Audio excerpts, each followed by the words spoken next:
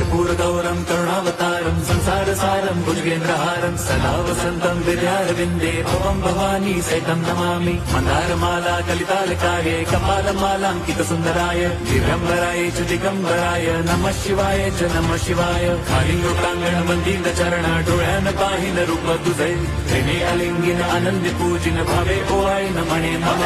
त्वमेव माता पिता त्वमेव बन्धुश्च सखा त्वमेव विद्या द्रविणं त्वमेव सर्वं मम देवदेव। कायेन वाचा मनसेन्द्रियैर्वा बुद्ध्यात्मना वा प्रकृति स्वभावात् करोमि यद्यत् सकलं परस्मै नारायणायति समर्पयामि। अच्युतं केशवं राम नारायणं कृष्णदामोदरं वासुदेवं हरिं श्रीधरं माधवं गोपिका वल्लभं जानकीनायकं रामचन्द्रं भजे।